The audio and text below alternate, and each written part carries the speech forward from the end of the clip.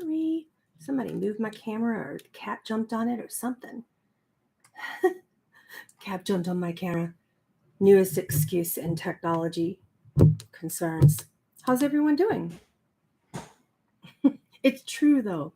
I really think the cat did jump on my camera. Welcome. So since we're on a roll, and we have Archangel Samael coming up relatively soon in channeling over on my Patreon channel, I thought I'd let you get to know him better. Before we get started on channeling him, we're going to just do a few announcements. Please don't forget about your 30% discount codes off of the Channeling Pythagoras, which is coming up. And the channeling focus is Patterns of 7. It's called 777, The Holy Keys to Heal Your Life. And it's the very first weekend of October on Zoom. So get that. If you haven't gotten it already, shoot us an email to get that. The free, completely free. I have to say that to get your attention because it is, and I don't often do free things. But I was just feeling generous and I wanted a chance to give you, everyone's going through a lot of shifting times right now with money and things of this nature. And I just thought, well, if I give you an introduction up to 10 minutes of my free time to talk to your spirit guides, you'll get a really good idea of how I work and a chance to connect with some people that I haven't seen in a very long time. You can't afford it right now. So I've got that pinned. Or wait a minute, did I pin it? Yeah, I'm going to pin that right now. So when you go to that site, that's my spiritual community website, and you join it at any tier level, and the tier levels are like $13. They're cheap. You get access to a lot of channelings that I don't put on here. I'm doing new channelings every week. You see what I do on here. That's how I can be at times on Patreon as well. So that gives you the access to all that. Gives you your free reading. You can book it. I'm doing them on Mondays, Wednesdays, and Fridays, but you don't have to be there live. If you don't want to be there live, you can put your question in and just let me know, or just say general, and shoot us an email later and we'll send you the recording. So that's how it goes. And that's only going on for, I think, how long does that one go on for? Like maybe another week. I forgot what you said. Yeah, somewhere 5 to 6 days now. I think we're running out of time, actually. 2 days instead of a week. So that we're on day 5. That the code actually will run out. So if you're sitting on a code for one of these things, please know that they end in 5 or 6 days. I forgot the exact date. So keep your eye on that. All right. Oh, so Samael is an interesting being. I haven't been working with him forever and ever and ever in my life as a channel. And I don't believe that he's going to come right out and tell us his whole story. But he did want to say some of it in relation to some of the mistakes he learned when he was a human. We've only had 3 archangels that I could name who were humans and had the human life either prior to or thereafter in terms of being an angelic entity. And Samael is one of them. I'd say Samael could easily qualify as the most human angel and has had the most human experiences, which is why I decided to go ahead and bring him to you, because he can teach you about yourself. He is a master of ego and how you hold yourself back. He's a master of understanding suffering. There's so many things that this particular angel is good at. I wouldn't call him a warm and cozy angel. He's not like channeling the others. I'd say he's funny. He's a delight. He's also a little rude and crude and a pain in my butt. But I'll just let that slide. That's the human side that carries over from having been human, just like any of us. So let's go ahead and see what he has to say.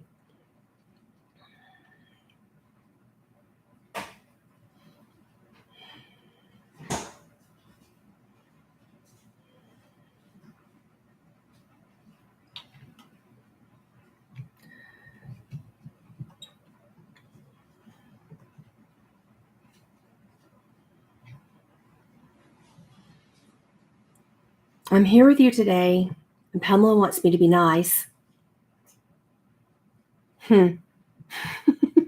So I will. I have an important topic, and I want to relay it back to a time when I was human, and human is kind of my favorite thing. You're my favorite beings. Out of all the beings that all the angels have ever had the opportunity to guide, humans are my favorite. Can you say that of any of your other favorite fluffy angels? Possibly not. But nonetheless, I want to divulge my story with you today, and I want to ask you a question. Are you willing to change? Are you willing to understand that awakening, contentment, happiness, success, put anything, fulfillment, we love that word, fulfillment, put anything in that blank that you want? Are you willing to change to get it? And how willing are you? Are you so deeply resistant to change that you simply are willing to play small? If times are hard for you right now, ask yourself, am I willing to pay the price that it takes to get what I want, to get fulfillment, to get happiness, to get success, to fulfill my agreements, to open those keys to the kingdoms within me? And the answer doesn't have to be yes. That's okay. You don't have to want happiness. You don't have to want awakening. You don't have to desire it. You don't have to do anything that I'm advising in my story. You don't have to be productive. You don't have to be successful. You don't have to be rich, well-known, looked up to, or happy at all for that matter.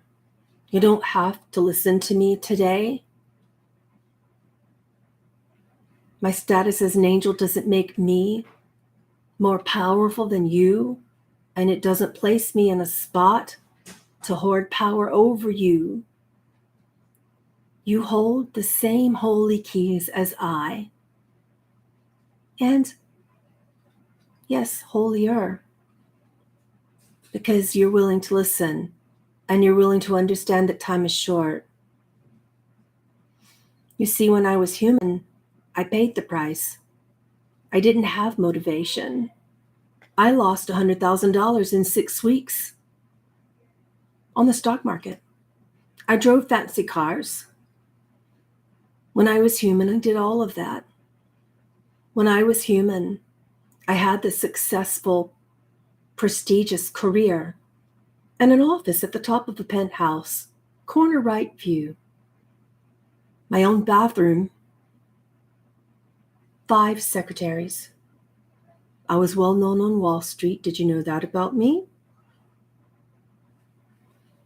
And simultaneously, I was responsible for the beginning nature of your pain. Yes, sorry about that. For the beginning nature of the most powerful thing that you hold, which is called sovereignty, or what many of you call free will. Now I'm not sorry about that. Now humans can become just as powerful, if not 3 times as powerful as I could ever be. And I'm not sorry about that. My story was that I took the fall for you. My love for you was so deep, so vicious. My love for you cycled and circled around me until I was compelled to take a fall for you and to feel the beginning stages of what you call duality. You don't have to listen to me today. After all, I am responsible for your pain. Honestly, I don't think that healing is for all of you. I don't think that awakening is for everyone. I don't hold the same view as other angels. I couldn't deal with it when I was human. It was easier to be an angel than to be a human. So now my commitment to you is to speak so deeply into your hearts until you have ears to listen, and to be quiet when you are speaking, to be loving when you are hating, and to show you your own reflection of resentment, bitterness, and criticism when you are loving. I will do anything that you need me to do, and you may call me what you will, but I am still your angel, the mind's angel, the humanity's league of angels. And I'm on your side, always. My story isn't a pretty one. I can't fluff it up and give it white, beautiful wings. For my story is dark, and I will do it again and again and again for you. An angel attempting to be human wasn't the easiest task, and I would do it 100 more times if you would stop trying to be angels. And be what you are, be who you are, be more powerful than us. There's a reason why I come to talk to you today, and don't worry, it's not just to talk about me or my story. It's not half as fascinating as yours. Throughout time, I will tell you little bits of my story, and you may ask me questions at some point soon, if you wish, about my story. It isn't easy. I've made many mistakes. Many mistakes.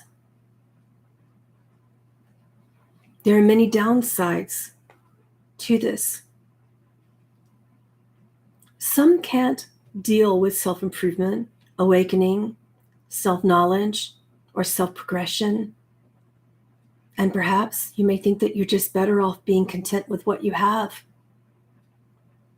It's okay to stay small when you're afraid. There are many downsides to my philosophy that I will present to you today. Mainly that you have to make sacrifices to work, to get what you want. You must work. You must be honest with yourself. You must remove the cloak of lies that you share in your collective and individually. Another downside is that you must be honest with yourself about whether or not you're willing to pay the price. It's okay if your answer is no, but go ahead. Here's my first advice to you. If you want happiness, work for it, like I did. Pay the price up front. If you want fulfillment and happiness, you must make a real decision and you must act upon it.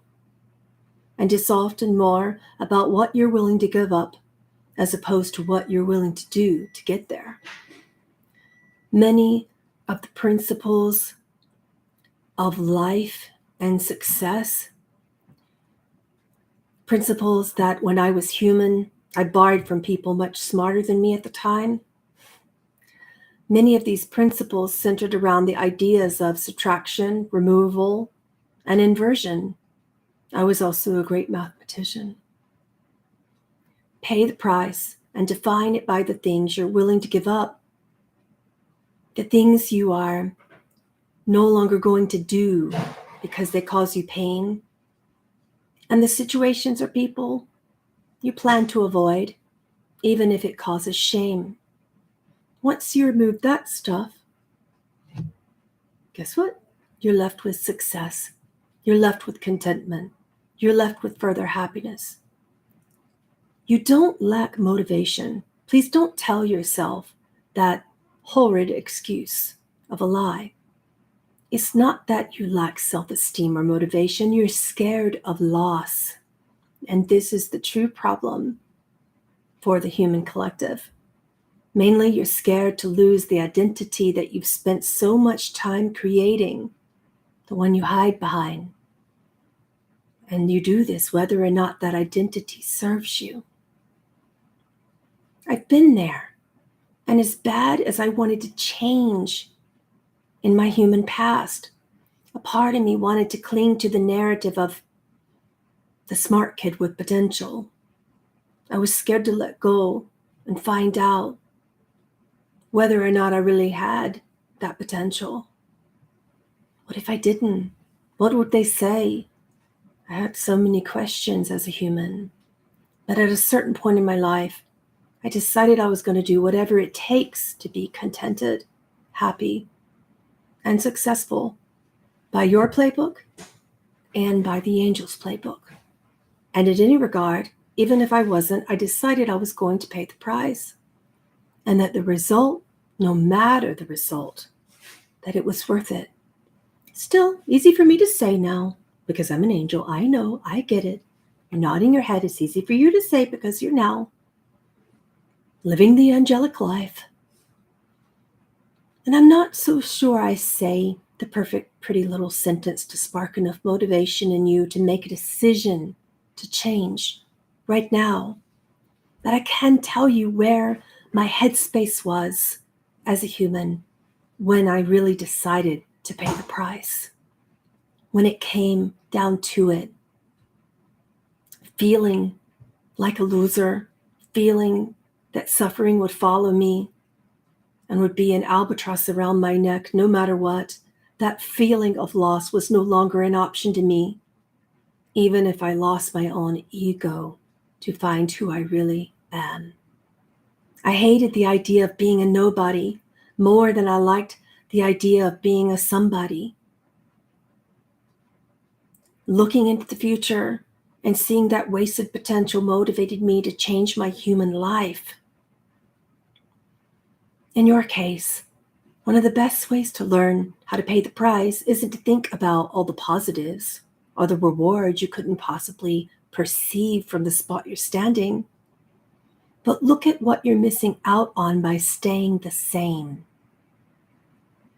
Picture yourself in the future without having changed, without having taken any action.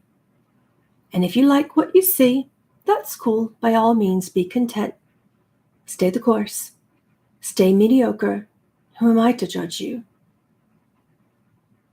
But if not, pay the price. Here's my first advice to you. Slow and steady wins your human race. You will have to sacrifice time having fun, time resting, sometimes time for your spiritual practice.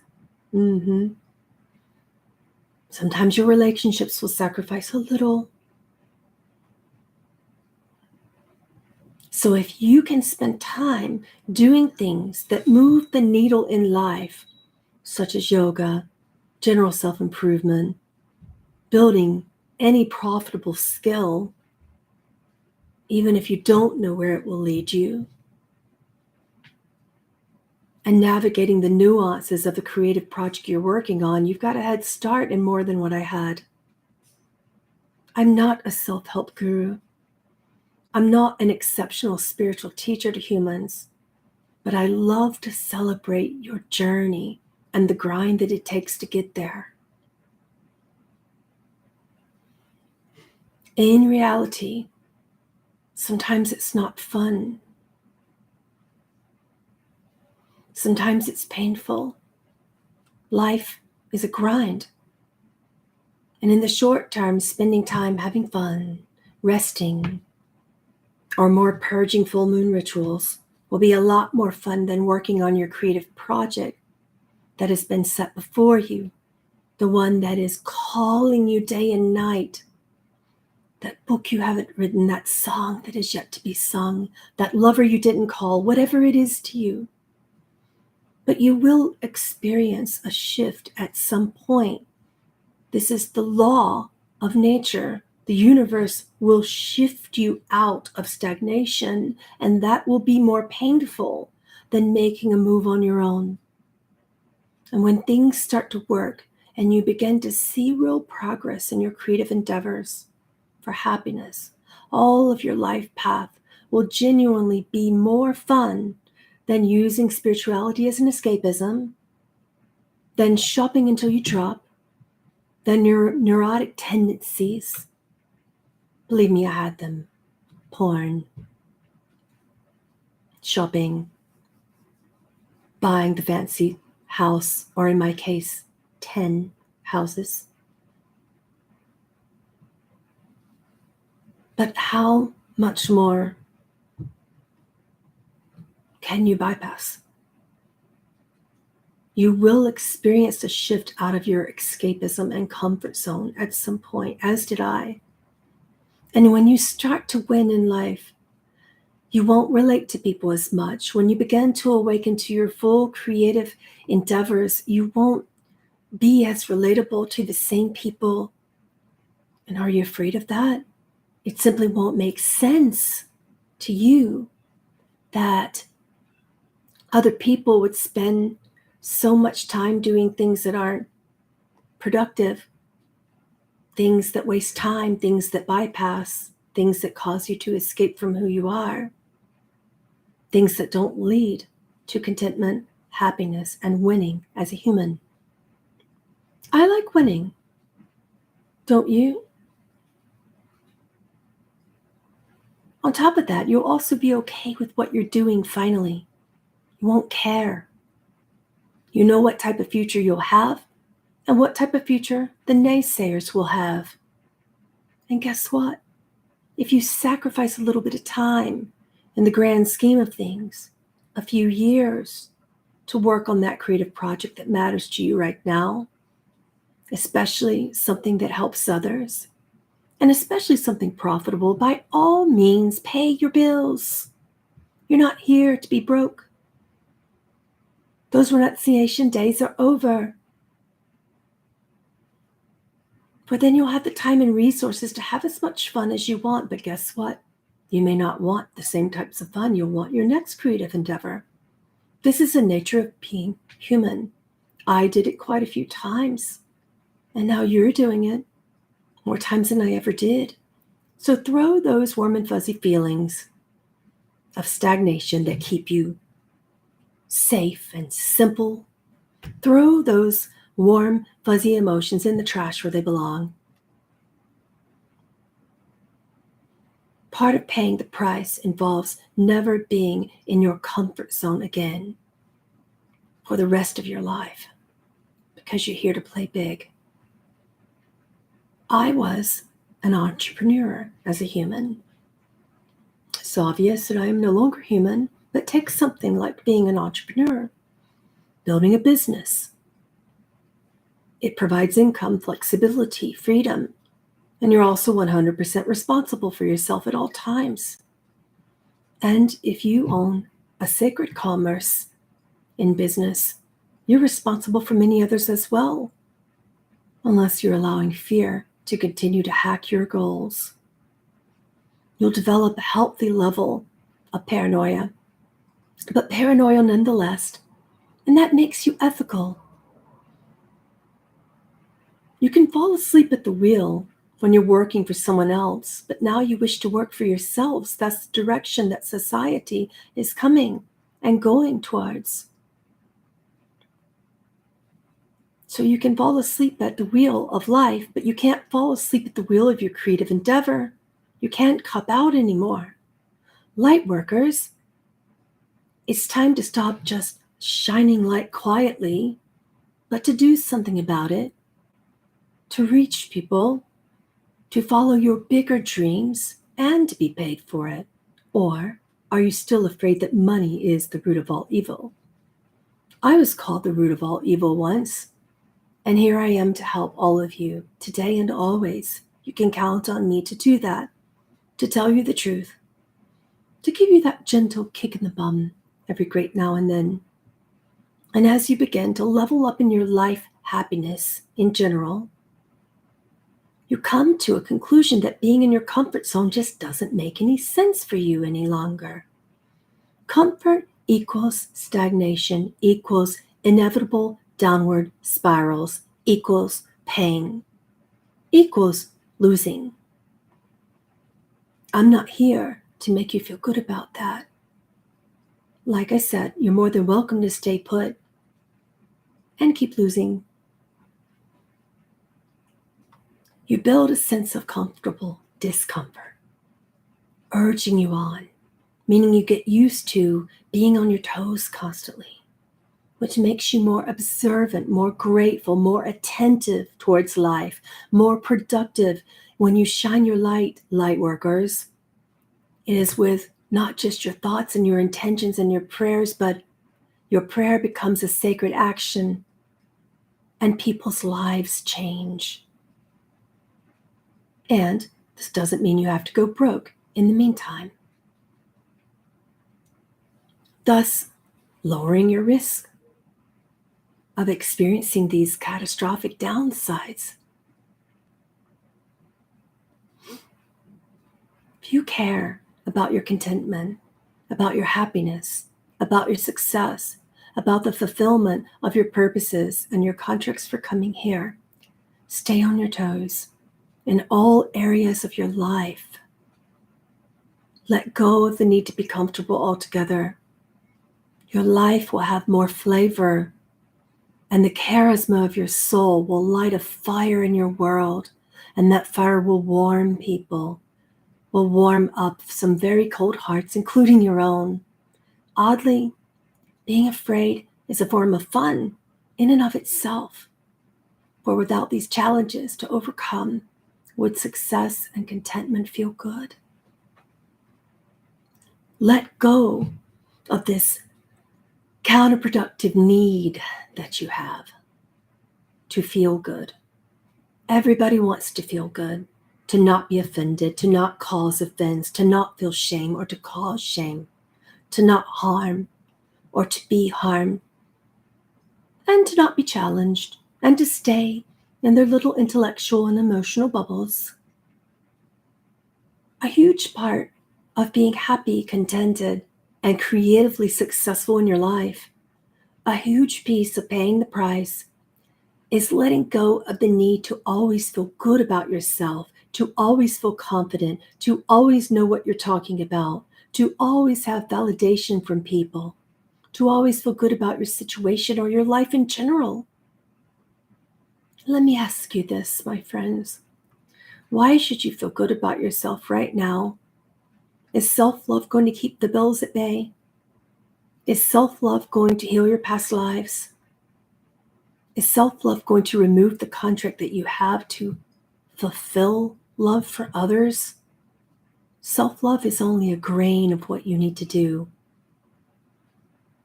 A grain of salt in an entire shaker of action. Because love now does not only go one way, my friends, and that big lie that you've been told, you must love yourself before you can have a fulfilling relationship. If I weren't Angel, I'd become a human again and go murder the person who said that in their sleep. I kid. Or not. Anyway, is self-love really going to do it? Are you going to keep all that love and light that God gave you to yourselves? That's called selfish. I'm a judgmental angel. I won't mind calling you on that.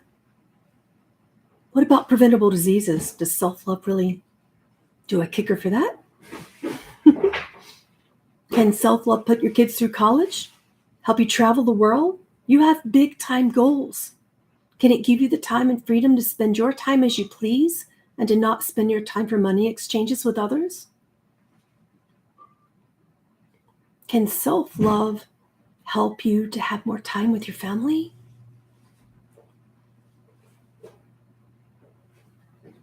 No? Well then, throw those feelings in the trash, man. This colorless, odorless, entitlement-ridden air of sensitivity is infecting the spiritual population.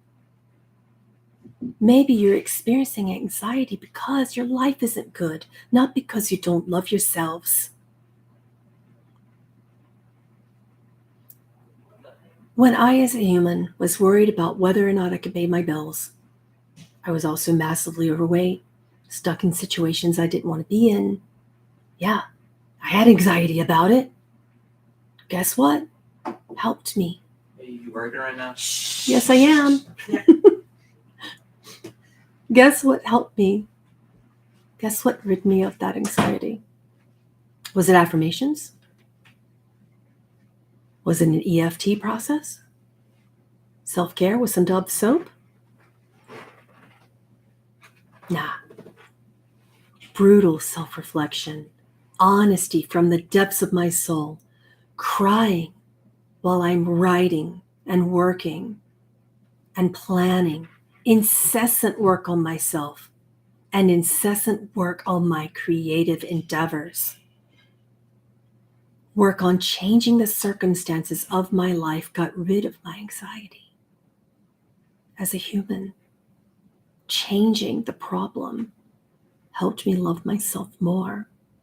And I've said this many times. I'm not claiming to have all the right answers for you. I'm not claiming to be enlightened. I'm not claiming to not have an ego. I retained mine in order to understand you. And I'm the only angel who has ever done that. And I will say this. Either try things my way or don't. See how it works for you. Don't want to pay the price to follow your soul's contracts? Fine. Don't. Want to preserve your feelings and your ego in lieu of putting your head down for a while to make something of yourself, to humble yourself, to make something of yourself, to work hard, to make something of yourself, to work hard even when you don't have the confidence? It's your choice. It's always your choice. I'll answer your questions now.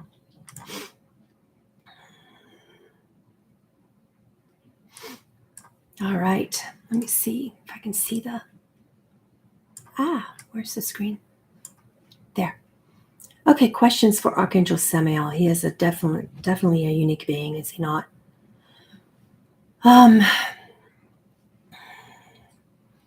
Can self-love avoid your choice in making that decision that you should have never made? Do you mean, can self-love help you avoid your choice? The grammar there is kind of throwing my mind for a loop here. It could just be because I'm tired.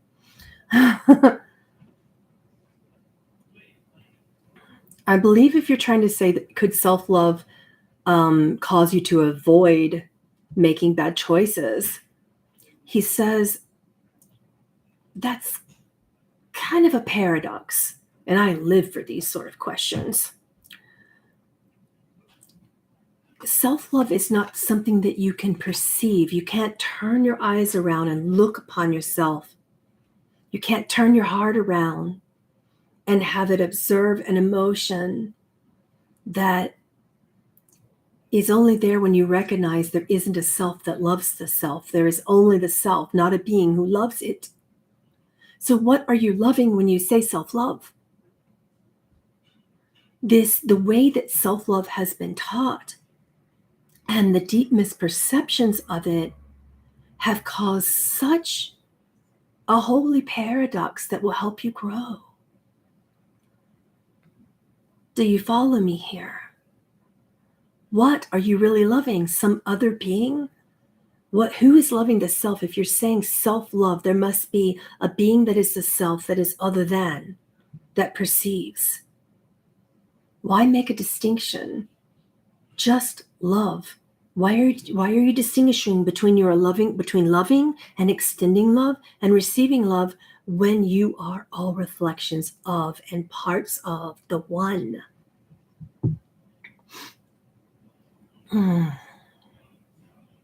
Yeah, I feel that one. Thanks.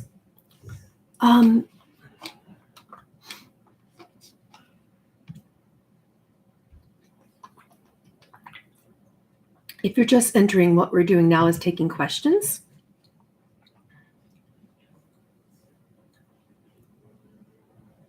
How can I introduce this topic in the coaching industry? I'd like to help people too. Which one? The idea of not sabotaging yourself. The idea of getting out of your own way. As long as people look at themselves as a block towards something else, they don't perceive the problem because they're looking from all angles of a paradox. So you can introduce this by helping the person remove dualistic constructs that block without going all neo-Advaita about it. That stuff's just nihilistic. I believe you just said that. It's cracking me up. He's going to get me in trouble. I'm sure he already has. And you were lost? He said, you assumed. I only told you the beginning of my story. You assumed.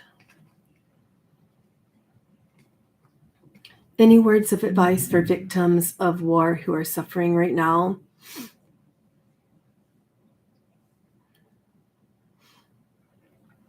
I'm going to bring you to a level, a perspective of vision so high, and you cannot see from down here. You must see from a heavenly perspective to hear me on this. War is occurring because you war with yourselves, and it is occurring on this collective level, and it will not end. You are collectively dreaming it and being resistant to what you created. That's a problem. You can't come at war with more war. You can't come at war with a peace and a lily either. The anger in your collective about oppression needs to be resolved in individual souls. You know, as my friend Jesus said in A Course in Miracles, there is what he calls attack thoughts and vengeance thoughts. You all have them. I had them as a human, and most humans are programmed from them at birth. And when all of you begin to release attack thoughts and vengeance thoughts, this anger that you're collectively occurring, that you're collectively creating and dreaming, this anger it cannot occur at that point. It cannot occur unless you believe that you've been attacked.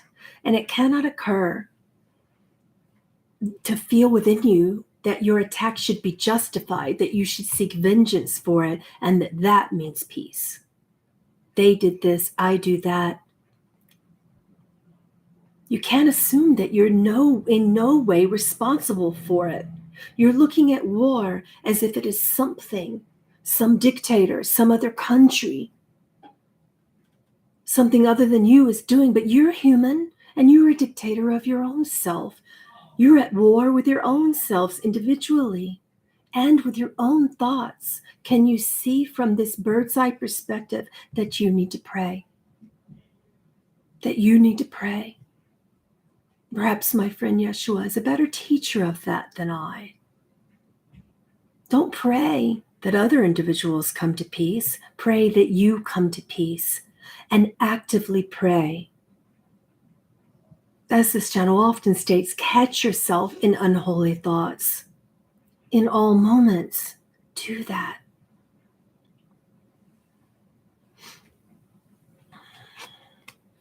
Let's see. Let's kind of look at the screen again. I feel so blind tonight.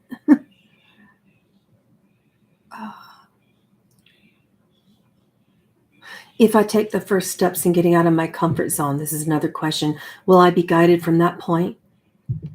He said, oh, stop it. And he giggled at you a little bit. He said, so you're asking, Mommy, if I'm good, will I get the candy? And then I'll be a little bit better if you give me more candy. And then I'll be a little bit better if you give me an entire cake. Bingo. He said, I've got ya. That's what every human does. So instead of expecting to be rewarded with guidance, know thyself. Pray so deeply that you cry. Shout at God. My Father's okay with it. He gets it all the time. He's used to it. I do it. Yeah, he doesn't like the curse words that I use sometimes, but going into the angelic realm, I tried to use those. Some of them still stick. I like the F word. Don't get me started. Nonetheless, pray about it and pray to your soul, not to my Father. Pray to your soul, because you can't understand my Father until you understand your soul. You can't pray to get rewarded, even with spiritual guidance. That's still looking for the cherry on top of a cake that has not been even mixed in the mixing bowl yet. So get out the bowl and the mixer and the eggs. Start planning, put your ingredients together. And then even if you don't know, move forward anyway while you're praying, while you're asking your soul, while you're asking to guide yourself, while you're asking for your soul to give you those holy keys to the remembrance of who you are and what you're here to do and how you're here to fit in to the world. See, that's something that I was born knowing when I was born as a human. I was born knowing that I could choose to make it all about myself. Or I could say, where do I fit in with others? How can I serve others? And in that service, I became a billionaire. But nonetheless, I wasn't happy with the money, so I gave it all away. Walked the streets to understand the poor people. You're lucky if I ever tell you about that lifetime, because you'll say, no way. But you can't expect to be rewarded every step of the way. It's not about that. These are natural consequences to the way that you act, to your sacred action in this world, not just to you thinking about it. And you don't need the confidence or the motivation or the inspiration or the guidance. You just need to go. You just need to move. You just need to change. Should I change jobs? Well, depends upon if you're running.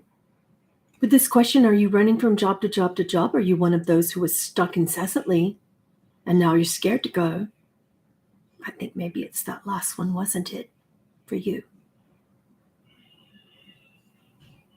Are you scared to go? Why? Do you have something lined up that's yours? Do you have something lined up that's yours in your soul that's at least a step towards your own creative endeavors and happiness and fulfillment? Do you think that you're here just to make money and then die? Money doesn't keep you secure.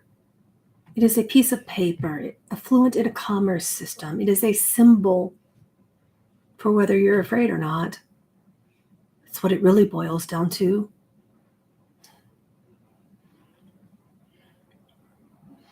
What's the best way to put your creativity on fire? So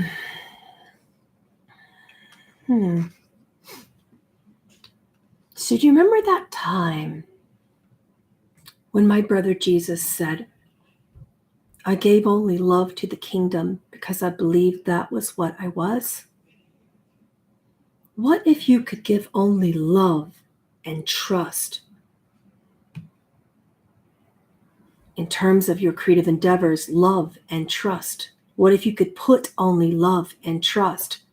Because that's what you are. What if all thoughts were thoughts you weren't afraid to think in front of your Heavenly Father? What if all emotions are emotions you know could be fulfilled and they're all beneficial, even anger, even jealousy? Don't let anyone tell you that's a useless emotion. There's only one useless emotion, and that is shame. What if you could take all of your thoughts and emotions and words and actions that you do and make sure that you could think them, feel them, say them, and do them in front of your father, your grandfather, not your dad, my dad.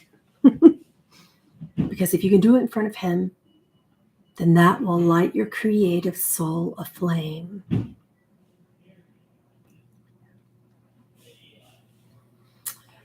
How did you overcome anxiety as a human? Sacred action is my answer, he says. It's always that sacred action is the key. I want you to make me a promise. I want you to swear. And this is my final message tonight. This will light your soul on fire with creativity and will lead to happiness if you shall. Will you swear not to die? You holy child of God, will you swear not to die inside? Will you not let your soul die? Will you stop sacrificing your own happiness for menial dead-end jobs? Will you get out of unhealthy relationships? Will you swear not to die in the soul? and to stop doing all these unholy actions and staying put when you should be moving. Or stop running if you're a runner and stay put for a while. Whatever it is for you, will you swear not to die in the soul? You holy sons and daughters of God above and within. Make that. Instead of any further F words that I may offer, I will leave you with that swear. Don't even think on it. If your soul is ready, you can just say it right now, aloud. I love you. I love all of us, and I see you as myself. Be well. Be love. Bye-bye.